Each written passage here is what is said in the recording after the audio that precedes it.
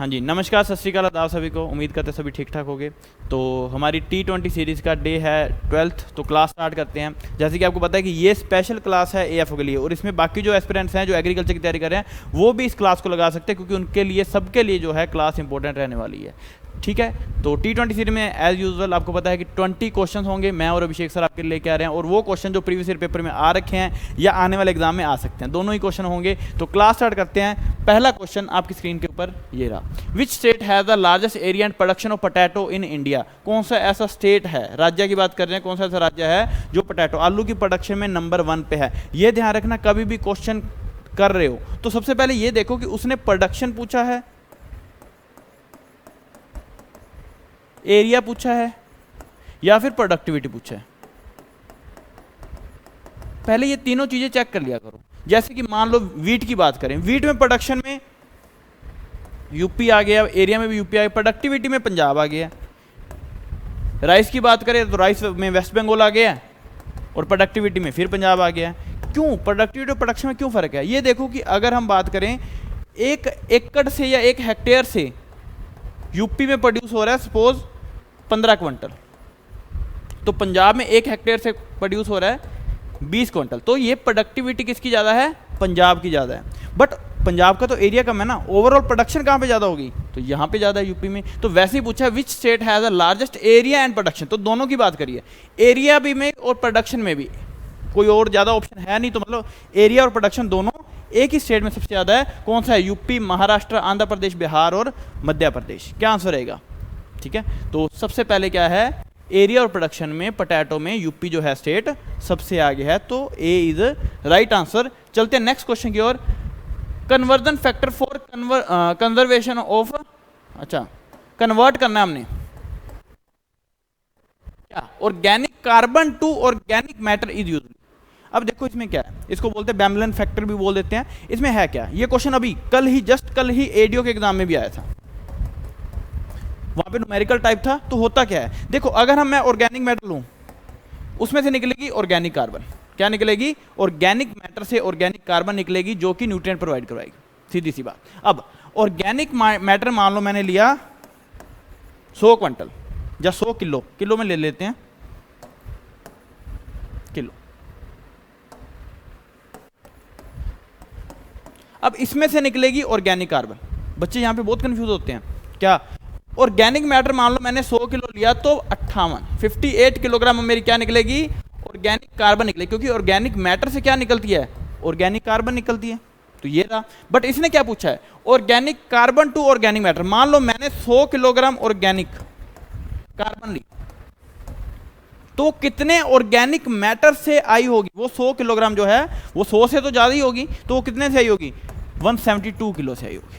तो मतलब क्या हुआ कि अगर यही एक की बात करें तो 1 किलोग्राम ऑर्गेनिक कार्बन किससे आती है? 1.72। मतलब हमें ऑर्गेनिक कार्बन दे रखी हो, उसको 1.72 से मल्टीप्लाई कर दें, तो वो क्या आ जाएगा? हमारा ऑर्गेनिक मैटर आ जाएगा। तो आंसर क्या रहेगा? 0.58। ये अगर यहां से ये करना हो तो आंसर रहेगा 0.58। Organic matter to organic carbon निकालनी हो तो 0.58 से मल्टीप्लाई करते हैं। That means organic matter into 0.58 is equal to organic carbon. ये दो चीजें हैं, दोनों फॉर्मूला याद कर सकते हो। तो आंसर क्या रहेगा? 1.72 इज राइट आंसर। 1.72 जो है आपका सही आंसर है। चलते next. Indian institute of pulse research is located at. Indian institute जो है पल्स रिसर्च, है ना, कहां पर है? अगर बात करें भोपाल में तो इंजीनियरिंग का भी है, इंजीनियरिंग का इंस्टीट्यूट है। करनाल की बात करें तो सोयल सैलिनिटी वाला करनाल में है। जोधपुर में की बात करें तो एरिड एग्रीकल्चर वाला कहाँ पे है? जोधपुर में है। बीकानेर में हॉर्टिकल्चर वाला भी है ना, जोधपुर बीकानेर में बड़ी कंफ्यूजन रहती है, वो भी ध्यान से देख लेना। तो ये चीजें पूछी जाती हैं। कौन सा इंस्टीट्यूट कहाँ पे है? एनआरसी कितने हैं? डायरेक्टरेट कितने हैं? आईसीआर की अगर बात करें, ठीक है, ये कौन सा इंस्टीट्यूट कहाँ पर है? जो 67 इंस्टीट्यूट हैं वो कौन सा इंस्टीट्यूट है और कहाँ पर है? एनआरसी किसके कहाँ पर हैं? नबार्ड क्या है? नबार्ड की कौन कौन सी स्कीम्स हैं? आरआरबी क्या है? अपिडा, एमपिडा, ये सारे इंस्टीट्यूट के क्वेश्चन आ रखे हुए हैं। पिछली बार एमपिडा पे क्वेश्चन आया। तो ये पूछा क्या? Indian institute of pulse research is located है। कहाँ पर है? पल्स रिसर्च कहाँ पर है? कानपुर पे। Kanpur is right answer. B जो आपका आंसर आएगा, करेक्ट आंसर आएगा। तो चलते हैं next. Which of the following the advantage of practicing drip irrigation. Drip irrigation की बात कर रहे हैं, ड्रिप इरिगेशन करते हैं तो उसकी सबसे ज़्यादा एडवांटेज क्या है? एडवांटेज की बात करें, सबसे ज़्यादा तो एफिशिएंट है ना, 90 to 95% इरिगेशन एफिशिएंसी है। वाटर सेविंग ज़्यादा है, 70% के अराउंड है। अब दिक्कत क्या है? Reduction of weed, weed reduce होते हैं, बिल्कुल रिड्यूस होते हैं, क्योंकि पानी वहाँ पे बीच वाली जगह पे पानी नहीं देंगे तो वीड रिड्यूस होंगे, बिल्कुल सही है। Reduction in soil erosion, soil के इरोजन को रोकती हैं, बिल्कुल सही है, ये भी ठीक है। अब यहाँ पे है फर्स्ट या थर्ड या ऑल ऑफ दिस, ये ऐसी स्टेटमेंट जो है वो कंफ्यूज करती है। क्या वो सॉइल सैलिनिटी को रिड्यूस करती है? कर सकती है, बिल्कुल करती है। अब देखो, यही एक ऐसा मेथड है, इसकी और एडवांटेज क्या है, ये डेजर्ट सॉइल में, एरिड सॉइल में भी यूज़ कर सकते हैं, ये वाला मेथड, ये सबसे बड़ी एडवांटेज है। फिर सैंडी सॉइल में भी यूज़ कर सकते हैं, तो ये एक मेथड है जो सैंडी सॉइल में यूज़ किया जाता है। और इसको सोइल सैलिनिटी के लिए, वैसे सोइल सैलिनिटी के लिए हम क्या करते हैं, उसको फ्लडिंग करते हैं, जो सोर्स जो है ऊपर आ चुके हैं उसको लीचिंग करवाते हैं नीचे। बट ये वाला मेथड जो है सोइल सैलिनिटी के लिए यूज़ किया जाता है। बट इसमें क्या है, अगर तुम्हारा वाटर सोल्टी है तो ड्रिपर के क्लोग बंद होने के, ब्लॉक होने के चांसेस बढ़ जाते हैं। पर अगर सोइल सैलिनिटी है, सोइल में सोल्ट है, तो उसको रिड्यूस किया जा सकता है। तो आंसर क्या रहेगा? All of these is right answer. चलते हैं नेक्स्ट क्वेश्चन की ओर। नेक्स्ट क्वेश्चन क्या पूछा? Which of the following indigenous buffalo breed has high content of butter milk fat. Butter milk fat की बात करें, Murrah, Jersey, Holstein Friesian, Kankrej, Khillari. तो क्या आंसर है? ध्यान से देख, क्वेश्चन ध्यान से पढ़ो। पहले क्या पूछा उन्होंने? विच of the following indigenous buffalo breed, ठीक है। अब जर्सी की बात करें, ये क्या है? ये कैटल नहीं है, कैटल ब्रीड नहीं है, कौन सी है? एग्जोटिक है। और अपने कैटल में इसका जो है फैट परसेंटेज ज़्यादा होती है, बिल्कुल होती है। एचएफ का क्या है? ये भी क्या है? कैटल की ब्रीड है। तो ये सारी जो हैं वो क्या हैं? कैटल की ब्रीड है। और इसका क्या होता है? मिल्क प्रोडक्शन सबसे ज़्यादा होता है। बट अगर यहाँ पे ऑप्शन भदावरी होती तो भदावरी आंसर आना था, बट भदावरी ऑप्शन में नहीं है। भदावरी में 12-12.5% जो है देखने को मिलता है, इसमें भी 11% तक पहुंच जाता है। बट यहाँ पे ऑप्शन नहीं है, तो आंसर हमारा क्या आएगा? मुर्रा आएगा। तो मुर्रा हो गया, भदावरी होगी, नीली रावी होगी, ये बफलो की ब्रीड है, ना कि एचएफ हो गया, जर्सी हो गया, कांकरेज हो गया, खिलारी होगी, ये नहीं है। तो ब्रीड ही एक थी हमारे पास। तो चलते हैं next question. Which of the following is an example of sorosis type of fruit. Horticulture का क्वेश्चन है भाई मेरे। क्या पूछा है? सोरोसिस टाइप जो फ्रूट है वो किस में मिलता है?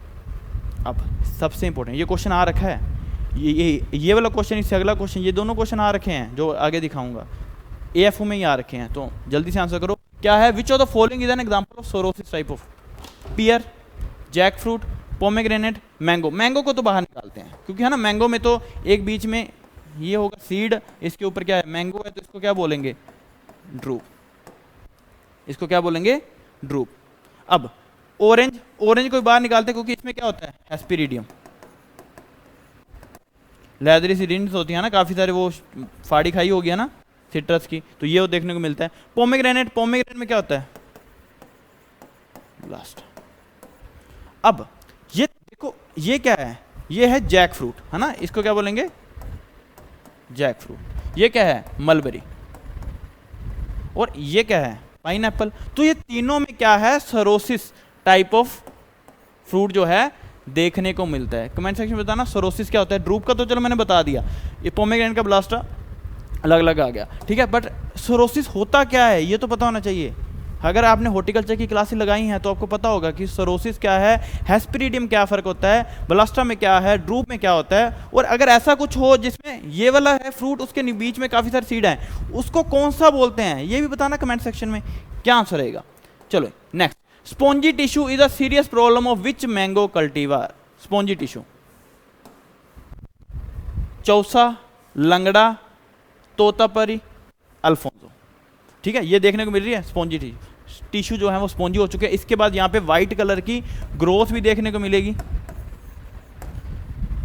तो ये किसके हैं? सबसे ज़्यादा किसमें होता है? तोतापरी, लंगड़ा, मैदा, अल्फोंसो सबसे ज़्यादा खाते हैं हम, है ना। तो ये अल्फोंसो में सबसे ज़्यादा जो है स्पॉन्जी टिश्यू की दिक्कत रहती है बहुत बार। ये भी पेपर में आ रखा हुआ है, AFO 2021 में आया था ये क्वेश्चन, ठीक है। तो चलते हैं नेक्स्ट क्वेश्चन की। Jammu and Kashmir, Uttarakhand, Himachal Pradesh is under which agro climatic zone. अगर एग्रो क्लाइमेटिक जोन की बात करें तो टोटल जो है 15 वो क्या है, एग्रो क्लाइमेटिक जोन है। 15 जो है वो क्या है, एग्रो क्लाइमेटिक जोन है। किसने बताया था ये? 7th प्लानिंग कमीशन ने बताया था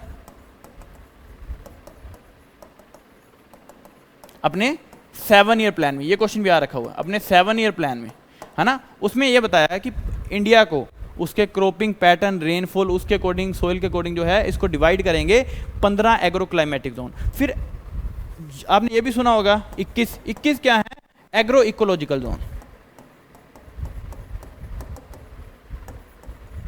अब ये किसने दिया? National bureau of soil survey and land use planning, जो कहां पर है, नागपुर। ये उसने बताया। उसने बोला 21 हैं एग्रो इकोलॉजिकल जोन। अब आईसीआर ने भी डिवाइड किया 8 में, 131 में, ये आपने देखा होगा बहुत बार, ठीक है। तो इसमें वेरिएशन है, बट अगर एग्रो क्लाइमेटिक जोन की बात करें तो उसको 15 ही हैं जो माने जाते हैं। वो किसने दिए थे? प्लानिंग कमीशन ने। अब इन्होंने क्या पूछा? Jammu Kashmir, Uttarakhand, Himachal Pradesh lies under which agro climatic zone. अब देखो जम्मू कश्मीर, पहले तो हमें ये पता होना चाहिए जम्मू कश्मीर, हिमाचल प्रदेश, ये रहा पंजाब, ये रहा दिल्ली, ऐसे करके बना हुआ है ना। हमें ये पता होना चाहिए कि ये है कहाँ पे। ये कौन सा है? ईस्ट, ये कौन सा है? वेस्ट, नॉर्थ, और ये कौन सा है? साउथ। अगर हम ये बात करें ये कौन सा आ गया? ईस्ट। तो ये वाले जो हैं, जो 7 सिस्टर है ना, मिजोरम, नागालैंड, ये सारा, ये क्या है? ईस्टर्न हिमालय। ये वेस्ट बंगाल वाला जो एरिया है ये क्या है? Lower Gangetic. ये जो बीच वाला एरिया ये क्या है? Middle Gangetic. ये यूपी वाला ऊपर वाला एरिया जो है ये यूपी वाला एरिया आ जाता है, ये क्या होता है? अपर गंगेटिक, ठीक है। ये गुजरात वाला एरिया क्या है? गुजरात प्लेन जोन, है ना, गुजरात वाला जोन। अब ये जो नीचे वाला एरिया रहा ये क्या है? East coast and plain. ये वेस्ट, ये क्या है? साउथ में आ गया। ये क्या आ गया? मिडल में आ गया। ये ऊपर वाला क्या है? ये क्या है? ईस्ट में, ईस्ट हिमालय ये था, ये क्या है? वेस्ट हिमालय। तो सारे से सारे बता रहा हूँ, ध्यान से दें। ये राजस्थान वाला एरिया क्या है? एरिड वाला। ये जो है ये क्या है? वेस्ट वाली साइड है। और ये क्या है? हिमालय जोन है ना, जम्मू कश्मीर हिमाचल हिमालयन जोन है। तो ये क्या रहेगा? वेस्टर्न हिमालय। क्या रहेगा? वेस्टर्न हिमालय। एक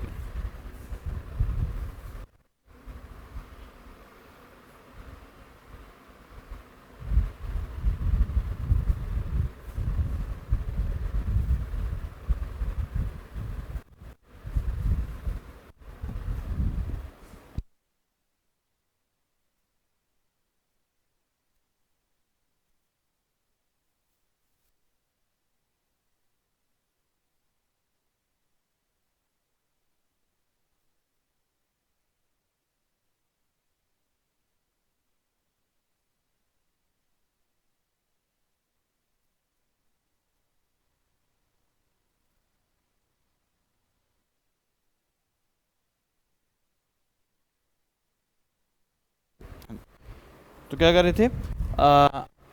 हाँ, तो इसका आंसर क्या आ जाएगा? वेस्टर्न हिमालय। ईस्टर्न हिमालय किस कहाँ पे आएगा? ये वाला, ये जो 7 सिस्टर हम पढ़ते हैं, जहाँ पे शिफ्टिंग कल्टीवेशन बहुत करी जाती है। इसकी क्या खासियत है? शिफ्टिंग कल्टीवेशन बहुत करी है। अगर ये पूछ लिया जाए कि सबसे ज़्यादा क्रॉपिंग इंटेंसिटी कहाँ पर है, तो वो पंजाब वाला एरिया है, इसको जिसको हम क्या बोलते हैं? Trans Gangetic.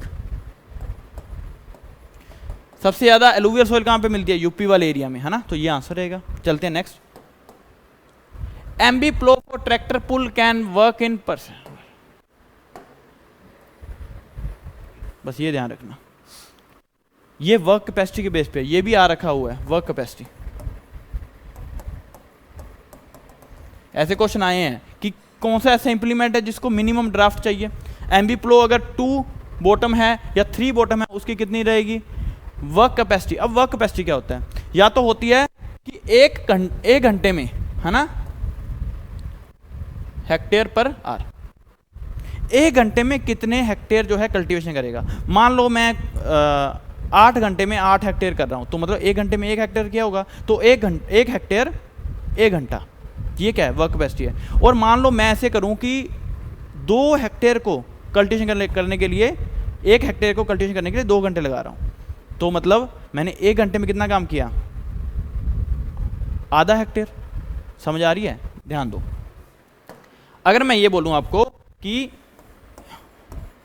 1 हेक्टेयर के लिए 2 घंटे लग रहे हैं, तो मतलब 2R पर हेक्टेयर, या फिर ये भी बोल सकता हूं 0.5 हेक्टेयर पर आर। तो ये वर्क कैपेसिटी के ही हैं, कहीं से ही पूछ लेंगे। अगर 8 घंटे की बात करें तो 8 घंटे को मिलके क्या बनता है, पूरा एक दिन बनता है, तो वो डे की बात आ जाएगी। अगर मान लो मैं बोलूं 2 घंटे लग रहे हैं, तो 8 घंटे में कितना होगा, 4 हेक्टेयर ना होगा। 2 घंटे में 1 हेक्टेयर हो रहा है, 8 घंटे में 4 हेक्टेयर होगा, तो ये 4 हेक्टेयर ये पर डे क्या आ जाएगा, हमारी ये दिन की एक हमारी वर्क कैपेसिटी आ जाएगी। तो ये तीनों में पूछ सकते हैं, हेक्टेयर पर आर, आर पर हेक्टेयर और हेक्टेयर पर डे, तीनों पूछ सकते हैं। इन्होंने किस में पूछा है, हेक्टेयर पर डे में पूछा है। तो सबसे पहले इसकी यूनिट चेक करो, हेक्टेयर पर। देखो M B plough for tractor pull can work in, अगर एमबी प्लो की बात करें तो उसकी रहती है 0.202 टू 0.25 हेक्टेयर पर आर। अब 8 घंटे हैं तो दोनों को 8 से मल्टीप्लाई कर दो, कितना आ गया 1.6 टू 2.0। ये हमारा क्या आ गया 1.6 टू 2.0, ये क्या आ गया हमारा आंसर आ गया हेक्टेयर पर डे। तो यही हमारा आंसर था।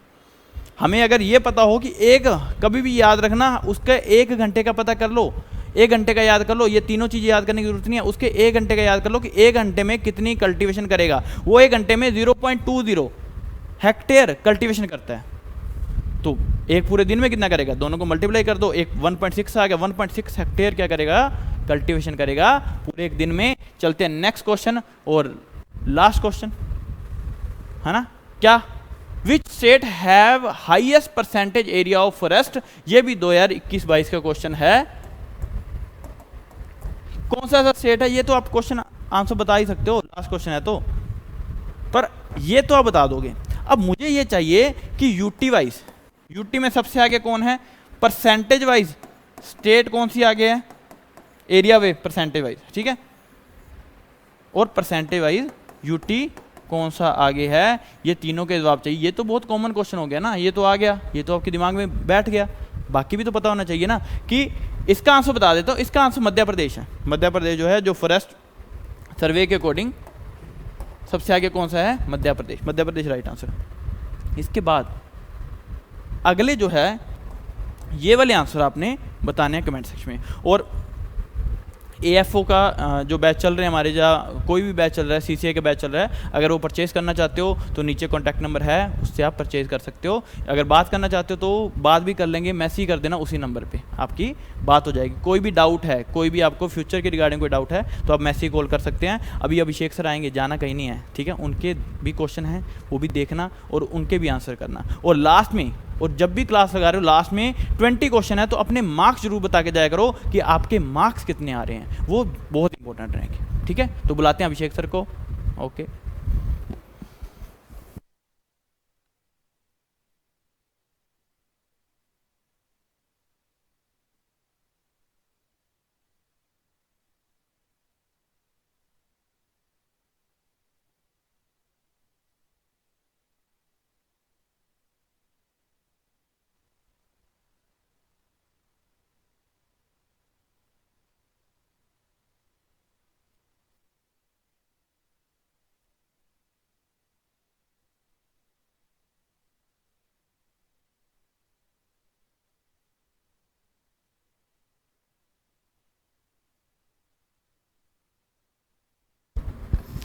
Okay, very good evening everyone. I hope सब बहुत अच्छा कर रहे होंगे, बहुत अच्छे होंगे, ठीक है। तो चलो करते हैं आज के सेशन स्टार्ट। पहला क्वेश्चन आपका पैथोलॉजी के रिगार्डिंग है और यहाँ पे क्या कह रहा है, यहाँ पे कह रहा है कि भाई वर्टिकल रेजिस्टेंस क्या होता है। देखो मान लो कोई पैथोजन है, ये मान लो कोई पैथोजन है और ये उसकी अलग अलग रेसेज है। ये क्या है, उसकी अलग अलग रेसेज है कि आपका इसकी एक रेस अलग, दूसरी रेस अलग, तीसरी रेस अलग, ठीक है। तो कह रहे कि भाई वर्टिकल रेजिस्टेंस क्या होता है। वर्टिकल मतलब इस तरीके से ऊपर से नीचे, नीचे से ऊपर की तरफ, और हॉरिजॉन्टल मतलब इस तरीके से, ठीक है। हॉरिजॉन्टल मतलब यही तो होता है, वर्टिकल मतलब यही होता है, ठीक। तो आपका वर्टिकल रेजिस्टेंस क्या हुआ, जो किसी पर्टिकुलर एक रेस के लिए, ठीक है, किसी एक स्पेसिफिक रेस के लिए जो रेजिस्टेंस प्रोवाइड कर रहा है, डैट इज वर्टिकल रेजिस्टेंस। और जो बहुत सारी रेसेस के लिए रेजिस्टेंस प्रोवाइड कर रहा है उसको हम बोलते हैं क्या, हॉरिजॉन्टल रेजिस्टेंस, ठीक है। और आपकी सिंगल जीन, आपकी सिंगल या फिर बहुत ही कम, सिंगल या फिर फ्यू, थोड़ी बहुत जीन ही होती है जो आपको वर्टिकल रेजिस्टेंस को डिटरमाइन करती है, बट यहाँ पे काफ़ी सारी मैनी जीन्स होती है जो हॉरिजॉन्टल रेजिस्टेंस को डिटरमाइन करती है। तो यहाँ पे सी ऑप्शन जो है वो बिल्कुल सही जाएगा कि जो वर्टिकल रेजिस्टेंस है वो स्पेसिफिक पैथोजन स्ट्रेन के लिए ही क्या होता है, आपका स्पेसिफिक पैथोजन रेसेस के लिए ही रेजिस्टेंस प्रोवाइड करता है। बड़ी limitation of neutron probe meter, इस बार मीटर न्यूट्रॉन प्रोब मीटर, इस बार का जो आपका एफओ का क्वेश्चन है वो थोड़ा यहीं से आया था। वो आपका पूछा था कि भाई न्यूट्रॉन प्रोब मीटर का डिटेक्टर क्या होता है बता दो, ठीक है। तो न्यूट्रॉन प्रोब मीटर एक इंस्ट्रूमेंट है जिससे हम लोग सॉइल मॉइस्चर कंटेंट, सॉइल के अंदर कितना वाटर कंटेंट है उसको मेजर करते हैं। यहाँ पे जो सोर्स हम यूज करते हैं वो हम यूज करते हैं आर्मेशियम एंड बेरिलियम और रेडियम एंड बेरिलियम, इसको हम एज ए सोर्स यूज करते हैं। और डिटेक्टर के लिए हम लोग यहाँ पे BF3 यूज करते हैं। क्या यूज करते हैं डिटेक्टर के लिए, BF3 यहाँ पे एज ए डिटेक्टर यूज किया जाता है। देखो इसकी लिमिटेशन क्या है, पहले लिखा है कि भाई सॉइल हाई ऑर्गेनिक मैटर है तो उसको हम यूज नहीं कर सकते। सेकंड कह रहे कि भाई सरफेस सॉइल में इसका इस्तेमाल नहीं कर सकते। और चौथा कह रहा है कि अगर बहुत छोटा सॉइल सैंपल है, ठीक है, इसको तभी यूज इसका किया जाता है, ठीक है। और जो आपका चौथा क्या कह रहा है कि दोनों ए और बी दोनों ही होते हैं। देखो इसकी सबसे बड़ी दिक्कत क्या है कि जो इसके सोर्स हैं, ये सोर्स है न्यूट्रॉन के, ये क्या करते हैं, न्यूट्रॉन रिलीज करते हैं। और ये न्यूट्रॉन जाता है और कोलाइड करता है, टकराता है हाइड्रोजन के साथ, जो वाटर के अंदर हाइड्रोजन है उसके साथ टकराता है। और फिर हम यही देखते हैं कि भाई कितने न्यूट्रॉन वाटर के हाइड्रोजन से टकरा रहे हैं, उसको हम लोग यहाँ मेजर करते हैं, ठीक है। तो यहाँ पे अपन क्या करेंगे, यहाँ पे क्या करेंगे, अगर मान लो इसको हमने सरफेस सॉइल में रखा, मतलब अगर ये सॉइल है और हमने इसको ऊपर ऊपर की तरफ रखा, तो ये जो न्यूट्रॉन्स है ये एटमॉस्फेयर में निकल जाएंगे, स्केप हो जाएंगे, तो इसको हम लोग आपका सरफेस सॉइल में यूज नहीं कर सकते। पहला पॉइंट क्या है, ऑर्गेनिक मैटर। अगर सॉइल के अंदर ऑर्गेनिक मैटर ज़्यादा होगा तो ऑर्गेनिक मैटर के पास भी हाइड्रोजन होंगे, और न्यूट्रॉन के पास तो भाई आंखें तो है नहीं कि दिख जाए उसको कि वाटर का हाइड्रोजन कौन सा होगा, ऑर्गेनिक मैटर का हाइड्रोजन कौन सा होगा, ठीक। तो ऑर्गेनिक मैटर ज़्यादा है तो यहाँ पे फिर भी मुश्किल हो जाएगी, क्योंकि फिर ये वाटर के साथ साथ ऑर्गेनिक मैटर के हाइड्रोजन से भी टकराने लग जाएगा, ठीक है। तो आपका फर्स्ट भी सही है, सेकेंड भी सही है, ठीक है। और क्या कह रहे हैं इसकी लिमिटेशन कि भाई बहुत छोटे साइज के लिए आप इसको सिर्फ यूज कर सकते हो, तो ये गलत है। आपका जो न्यूट्रॉन प्रोब मीटर है इससे आप एक फुटबॉल के साइज़ का भी सॉइल का, अगर फुटबॉल जितना बड़ा फील्ड हो ना उसका भी आप लोग वाटर कंटेंट इससे इजीली मेजर कर सकते हो। So that is neutron probe meter. तो यहाँ पे आपकी ये जो दोनों हैं ये लिमिटेशन है किसकी, न्यूट्रॉन प्रोब मीटर की। तो यहाँ पे D option both A and B सही होगा, ठीक है। तो चलो ये वाला क्वेश्चन बताओ। देखो भाई एएफओ का ट्रेंड अगर आप उठाओगे तो सबसे ज़्यादा यहाँ से क्वेश्चन आते हैं ना। पिछली बार तो चलो अब डिपेंड करता है, कहीं से भी आ सकते हैं, बट जनरली सबसे ज़्यादा मिनरल न्यूट्रिशन से या फंक्शन एंड डेफिशिएंसी सिम्टम से क्वेश्चन आते हैं। यहाँ से भी एक क्वेश्चन एएफओ में पूछा गया, यहाँ से भी एक क्वेश्चन एएफओ में पूछा गया। नाइट्रोजन का पूछ लिया था उन्होंने एक बार कि भाई बताओ कि आपके कुछ फंक्शन लिखे थे उन्होंने, और पूछा था कि भाई ये जो फंक्शन है ये कौन से एलिमेंट के होते हैं, और वो सारे नाइट्रोजन के लिखे थे, और वो इस ऑप्शन में भी आपको मिलेगा। पहले कह रहे कि भाई जो नाइट्रोजन है वो आपका root growth, amino acid, protein enzyme, porphyrin group या ड्रॉट कोल्ड में काम आएगा, ठीक है। आप इसको मैच करो। चलो मैं इसका आंसर बताता हूँ आपको। देखो नाइट्रोजन का क्वेश्चन आया हुआ है, नाइट्रोजन से क्या पूछा था कि भाई आपका एक होता है अमाइन ग्रुप, इसको हम बोलते हैं क्या, अमाइन ग्रुप, और ये होता है अमीनो एसिड्स के अंदर। RNH2 इज अमाइन ग्रुप जो अमीनो एसिड्स के अंदर प्रेजेंट होता है। और बहुत सारे अमीनो एसिड जब आपस में जुड़ते हैं तब बनता है क्या, प्रोटीन, और यही प्रोटीन बनाते हैं क्या, मोस्ट ऑफ द जो एंजाइम्स होते हैं यही बनाती हैं क्या, प्रोटीन। तो क्वेश्चन इसी तरीके से था कि भाई अमीनो एसिड और प्रोटीन का आपका एक इंपॉर्टेंट कंस्टिट्यूएंट है, वो कौन सा एलिमेंट है, तो वो कौन सा था, नाइट्रोजन था। फॉस्फोरस का भी बहुत इंपॉर्टेंट है, ये क्वेश्चन भी आपका आई थिंक पूछा हुआ है, इंपॉर्टेंट है रूट ग्रोथ। फॉस्फोरस जो है वो रूट ग्रोथ के लिए आपका इंपॉर्टेंट है बहुत ज़्यादा। और उसके अलावा राइजोबियम को नोड्यूल फॉर्मेशन में भी फॉस्फोरस हेल्प करेगा, ठीक है। राइजोबियम जो नोड्यूल्स बनाता है उसके फॉर्मेशन में भी फॉस्फोरस की अवेलेबिलिटी होना जरूरी है। तो आपका फॉस्फोरस का क्या चला गया, रूट ग्रोथ चला गया। आपका पोटेशियम का भी बहुत ज़्यादा इंपॉर्टेंट है, ड्रॉट टॉलरेंस प्रोवाइड करता है, आपका विंटर हार्डीनेस, या फिर आप कह सकते हो जो कि विंटर में क्या करता है, क्रॉप को विंटर से प्रोटेक्ट करता है। और उसके अलावा disease and paste resistance double star mark करना इंपॉर्टेंट है कि आपका जो पोटेशियम है वो डिसीज एंड पेस्ट रेजिस्टेंस भी प्रोवाइड करता है, जिसकी वजह से इसको हम इंटीग्रेटेड पेस्ट मैनेजमेंट में भी यूज करते हैं। और मैग्नीशियम का भी इंपॉर्टेंट है कि भाई पोरफायरिन ग्रुप होता है क्लोरोफिल के, उसके सेंटर में प्रेजेंट होता है क्या, मैग्नीशियम। तो सारे इंपॉर्टेंट फंक्शन ही यहाँ पे लिखे हुए हैं। तो फर्स्ट का हो गया बी ऑप्शन जो सब में दिया है, सेकंड का हो गया ए ऑप्शन जो कि सिर्फ एक में दिया है, और थर्ड का आपका डी है, फोर्थ का आपका सी ऑप्शन है। ठीक है, फोर्थ का ऑप्शन नंबर सी है। तो B option will be absolutely correct है अगर फोर्थ को आप सी कर दोगे। ठीक है, तो यहाँ पे बी ऑप्शन थे, सारे इंपॉर्टेंट फंक्शन ही यहाँ पे मेंशन है। अब क्या कह रहा है, What is the process called in which nitrogen in organic compounds is converted into inorganic ammonium or nitrate ions? Question क्या कहना चाह रहा है यहाँ पे, क्वेश्चन क्या कह रहा है कि भाई हम उस प्रोसेस को क्या कहेंगे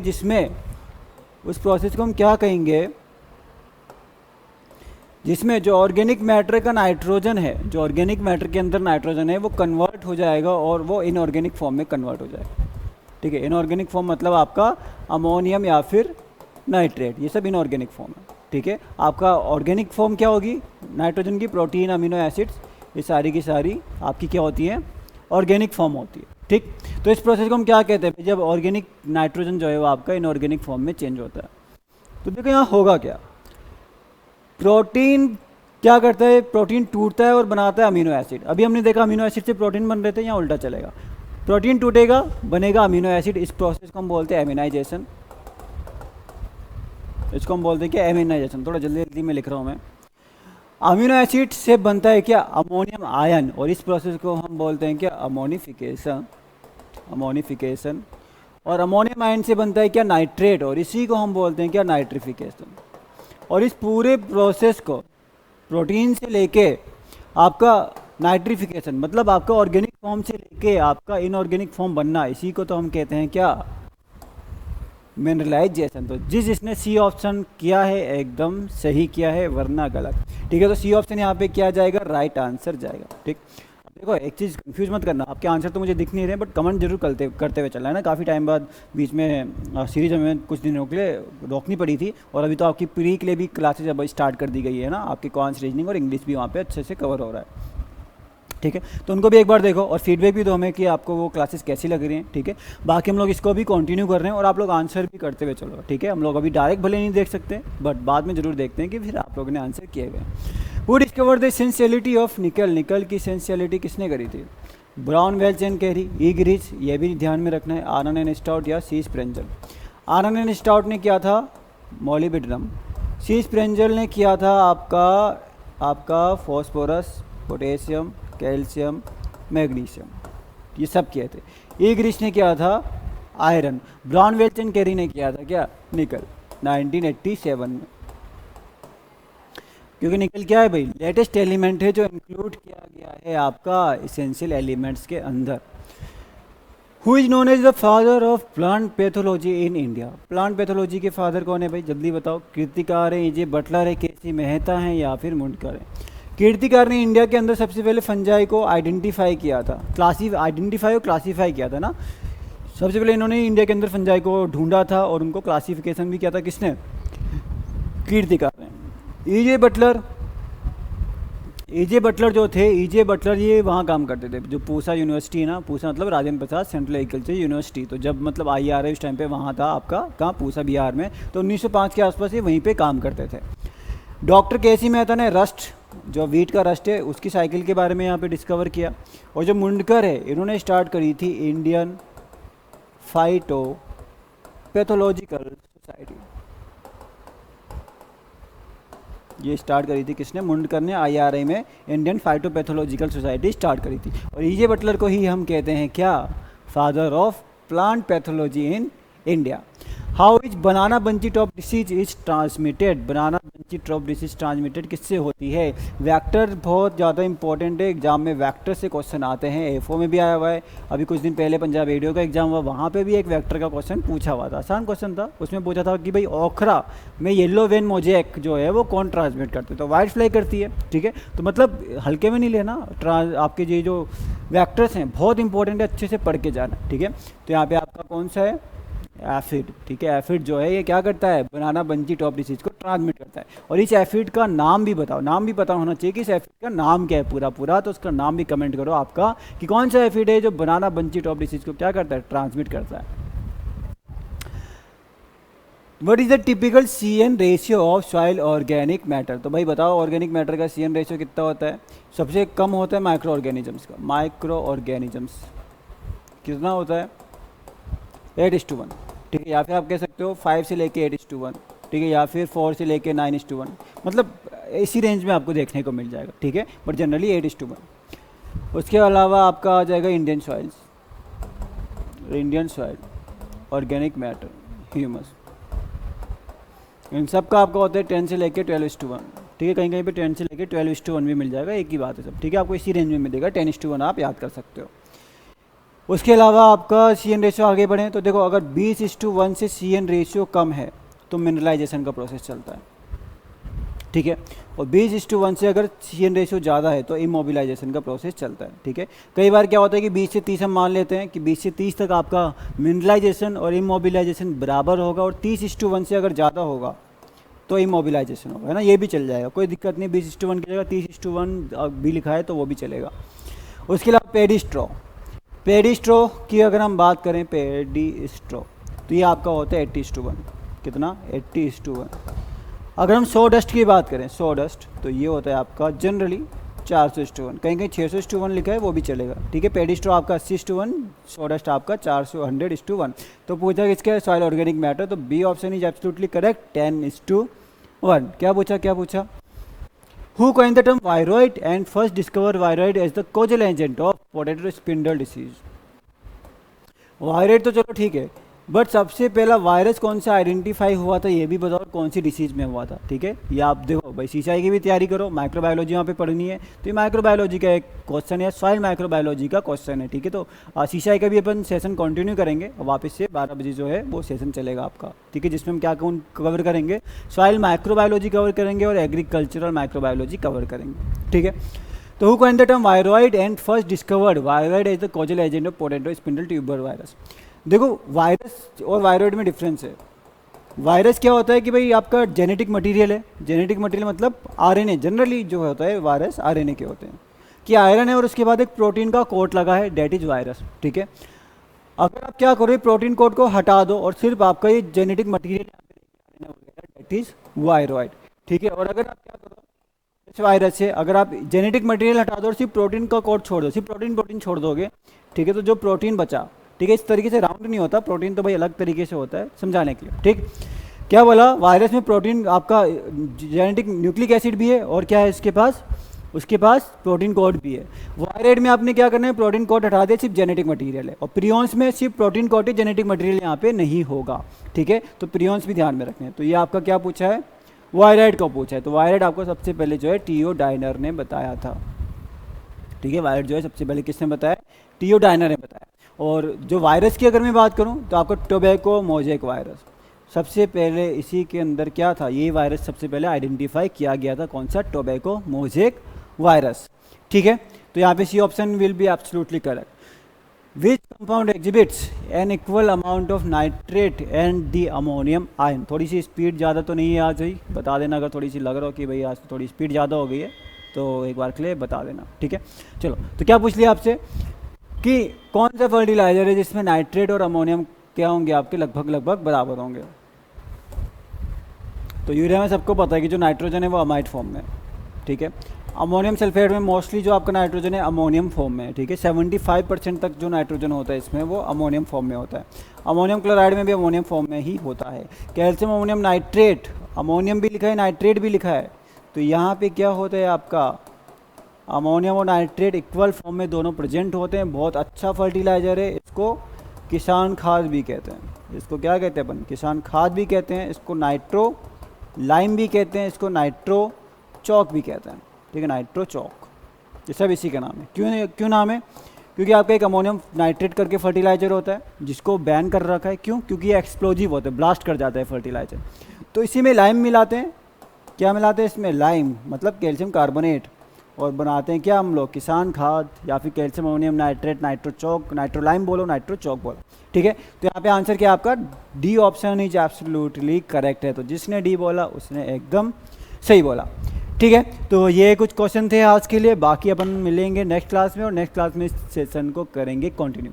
तो फिर लगाते रहो और देखो कुछ सजेशन भी दो, ठीक है, कोई दिक्कत नहीं, आप कुछ सजेशन भी दो कि चलो और क्या किया जाए। हम लोग कोशिश कर रहे हैं कि धीरे धीरे टाइम में क्या करें, क्वेश्चन थोड़ा सा इंक्रीज करें, और ज़्यादा क्वेश्चन होंगे और ज़्यादा मजा आएगा और ज़्यादा अच्छे से क्लास चलेगी, ठीक है। तो थैंक यू सो मच, मिलते हैं आपसे फिर वापस नेक्स्ट क्लास में।